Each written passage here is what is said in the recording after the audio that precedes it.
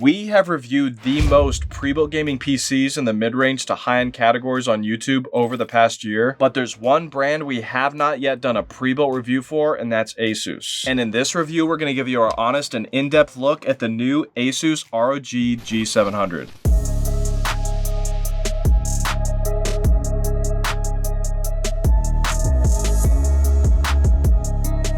Today, we're putting this gaming PC to the test, and by the end of this video, you'll know without a doubt if it's the one you should spend your money on. In just a minute, I'm going to show you exactly what you get in the box, how it performs in real games and creator apps, how well it's built, how loud it gets under pressure, and whether the thermals are actually as good as the company claims. We're also breaking down the price to performance versus the competition so you're not paying a penny more than you should. And listen, if at any point in this video you decide that this is not the right PC for you, just keep watching because I'm also going to be sharing with you some alternative PCs that I recommend for every budget. I'll include links down below for all the products that I mentioned, as well as tag directly on this video or using a QR code if you're watching on a TV. If you still have any questions after watching this video, just drop a comment, and if you're publicly subscribed, I'll personally answer you. All right, now let's rewind back into the past real quick and check out what came in the box.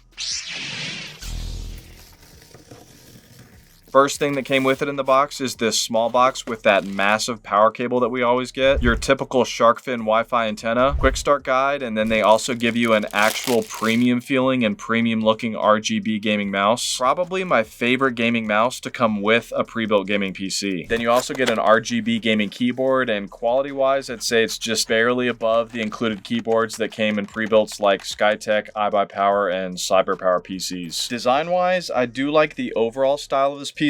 The only thing that I'm not a huge fan of is that paragraph of text baked into the design right here. Just a little too busy for my taste. Functionally, it is engineered pretty well, although I do tend to get a little nervous with designs where there's a giant piece of glass blocking the front intake fans. Thankfully, this one does have a large enough gap on the left and right to efficiently pull in air from the sides though. We've got 3 intake fans here in the front, but only 1 exhaust on the back. This PC relies a lot on heat just rising out the top naturally. I do prefer to have a liquid cooler on the CPU rather than just an air cooler like this one, but we'll find out here in a sec if it's a quality one once we get to the thermal section. By the way, yes, these internals look different than what you saw in the intro. ASUS originally sent me a version of this PC that no longer existed. This version that I'm focusing on right now is one that you can actually buy in stores. To the right of our CPU, the RAM that they included in this pre-built is T-Force Vulkan DDR5 RAM at 6000 MHz. By default, it's only 48 MHz though. XMP will need to be enabled in the BIOS to get to 6000. We've got 2 16GB sticks in here for a total of 32. Looking at the back, you can see that it doesn't have the best timings, but we also aren't looking at the fastest high-end pre-builts either. Underneath the CPU is our SSD, the main drive for this PC. This one in here is a 1TB ADATA Legend 800 Gold, and when we tested it, we got speeds of about 3500 megabytes per second read and almost 2600 write. This is about what I'd expect for this price range for the read speed, but it is a bit slower for the write. The most important part of a gaming PC though is the GPU. This one included in here is an ASUS Prime 5070, which by itself is about $550. I do appreciate the bracket on the right side, but honestly it was a bit tedious on the other side with all of those screws that you have to remove just to get the metal plate off to finally pull the GPU out. This is one beautiful GPU though. Really like this design. Removing that GPU reveals a bit more of this PC's ASUS B860 motherboard, and on it you can see that we've got 3 more extra PCIe slots. Unfortunately, only one of those is actually available to use when the GPU is installed though. Then to the right of that, we've got 1 more extra SSD slot for more high-speed storage. Then swinging around to the back, on top of some fairly messy cable management, we also do not have any available slots for the typical 2.5-inch SATA SSDs. Something that honestly most other gaming PCs that we've reviewed have had. There's also no hard drive cage for traditional 3.5-inch mechanical hard drives either, although there are screw holes there for you to add one on your own. Then lastly, in the bottom right, they give you a non-modular 850 watt light on power supply. I'd say it's adequate, but not really what you consider a high quality power supply. As far as the ports go, you've got plenty of USBs here with a total of 11 USB-A's and 2 USB-C's. Now when it comes to the software, if you're the type of person that likes to dive deep into the BIOS settings and squeeze every last bit of performance out of your PC, then you'll be pleased to know that there's there's plenty to tweak in here to take care of that itch. But if you prefer something that's simple and streamlined, then Armory Crate is going to be your go-to. Right from the dashboard, you get a clean, real-time overview of your system stats for your CPU, GPU, and RAM, plus instant control over your fan profiles. This will give you the ability to put it in whisper quiet mode or full blast cooling for gaming. The Aura Sync section gives you the usual RGB lighting effects, though I've got to admit the options are a little bit underwhelming. The good news though, at least everything was synced flawlessly right out of the box, which is honestly more than I can say for a lot of pre-builts that I've tested lately. But if you really want to go wild with your lighting, then grab a free app called Signal RGB. I tested it with this system and it worked flawlessly with what feels like infinite customization options. Now when it came to the fan noise, in silent mode we had very quiet fans that were quieter than average, but when gaming in turbo mode we had fans that were just about average compared to the rest. This is what they sounded like.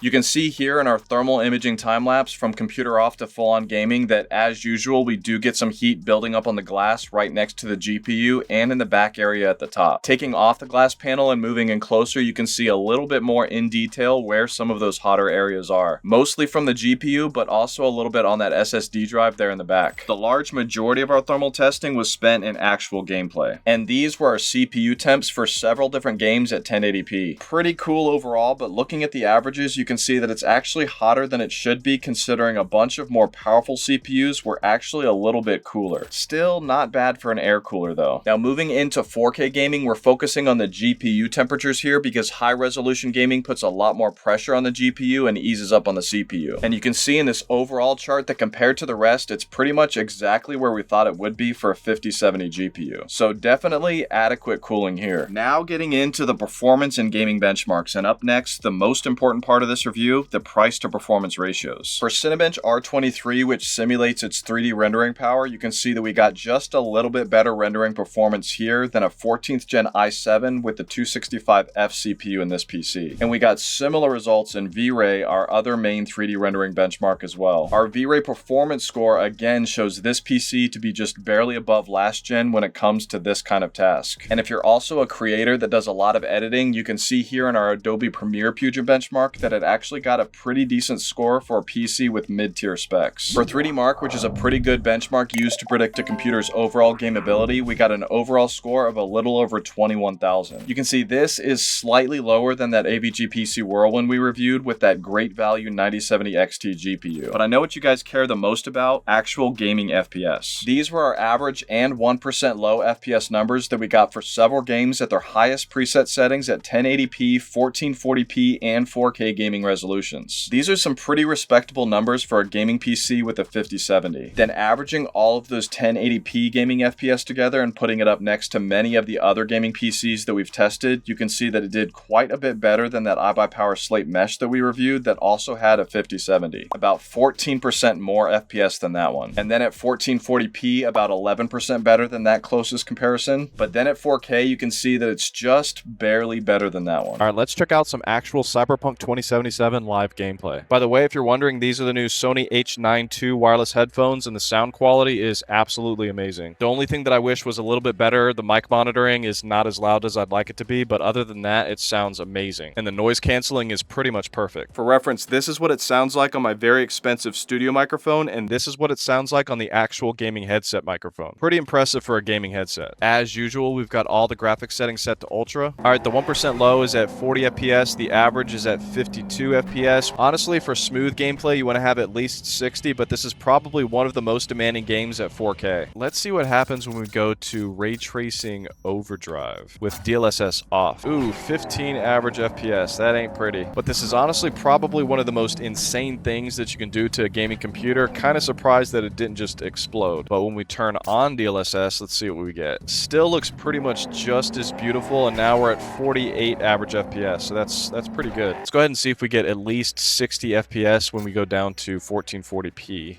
There we go. So we are actually playable with smooth FPS at 72 average FPS at 1440p. All right, let's go ahead and jump into some Call of Duty Black Ops 6. All right, again, we've got our graphics settings set to ultra. We're going to try it with DLSS off first. All right, so after playing for a bit, we are just under that 60 FPS that you really want to be at for smooth gameplay. The 1% low is only at 41 FPS. So I wouldn't really recommend this configuration of this PC with 4K gaming, at least at ultra settings for Call of Duty Black Ops 6. Well, let's go ahead and turn on DLSS and see what we get. And there we go. The average is now at 82 and the 1% low at 70 FPS. That's pretty awesome. It looks amazing.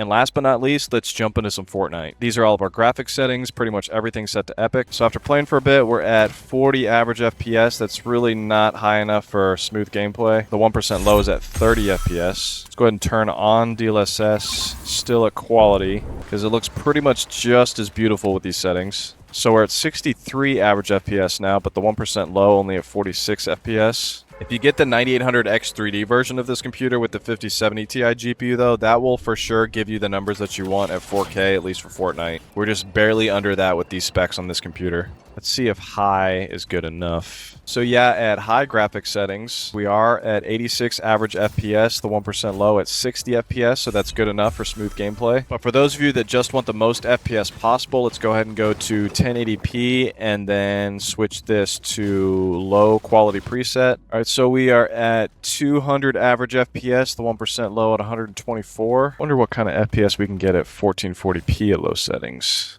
Wow, still almost 200 average FPS at 1440p, so we really didn't lose anything there. Now for my favorite part, the price to performance ratio. Right now at the time of this recording, this PC sits at $1,900. That's honestly a little steep for these specs. So I'm actually about to recommend a different version of this PC here in a sec. It's November right now, so I'm honestly a little disappointed that there's not a better deal for this PC that I reviewed today. Looking at the price to performance charts, you can see that as we go up in resolution, it becomes increasingly overpriced compared to the competition, with not very exciting dollar per FPS ratios. For reference, this is how similar priced PCs performed in our test. Both the ABG PC Whirlwind and the iBUYPOWER Slate 9 performed quite a bit better, and still this ASUS ROG is more expensive than both of those. So for this recommendations for every budget section, I'm actually going to start with that iBUYPOWER Slate 9. I'd be a bad reviewer if I did not recommend that one, currently sitting at only $1,650. Between 20 to 35% more FPS than the one that I reviewed today, depending on what resolution you game at, and still $250 less. If you need to be closer to $1,000, then I would go with this Skytech Shadow that I recently reviewed with a 9600X CPU and 9060 XT GPU. You can see in the charts that it's not a good 4K gaming PC, but it was pretty decent at 1440p and 1080p. If you can actually afford more than this PC with a budget over $2,000, then I would actually get this specific version of the ASUS ROG G700 with a 9800X 3D CPU and 5070 Ti for $2,400. We've actually reviewed a PC with these exact specs before, so here's what you can expect as far as FPS with that one. But wait, there's more. This ABS Stratos Ruby, which is Newegg's PC brand, actually comes with a 5080 GPU for $100 less than that one. So an even better deal with a more powerful PC. Closer to $4,000 and I'd get this Yi Mirage. I never thought that I'd see the day where a pre-built gaming PC with a 5090 GPU would finally be under $4,000. So here we are. Long story short, I'd say that this specific build of the ASUS ROG G700 is a no-buy at this price. But the 9800X 3D configuration with the 5070 Ti GPU is a version that I can actually stand behind and recommend. Overall, this PC did have solid performance, pretty decent thermals, and quiet fans. If you do decide to purchase this PC or any of the others that I mentioned, then please remember to use my affiliate links in the comments and description below, or tag directly on this video, or using a QR code if you're watching on a TV, as I get a small commission at no cost to you for every single purchase made. And it's actually a major factor in keeping this channel going and getting better and better for you. Also, make sure to like, comment, and subscribe with notifications turned on to stay up to date with all of my latest tech and gaming PCs. PC gaming is awesome, but please do not let it take over your life. What helps me mentally is getting outside, staying active, eating healthy, and spending more time with my family. Also, studies have shown that reading the Bible at least 4 times a week can massively boost your mental health, and I can attest to that. And if you are a little skeptical about the Bible, then check out the book or documentary, The Case for Christ.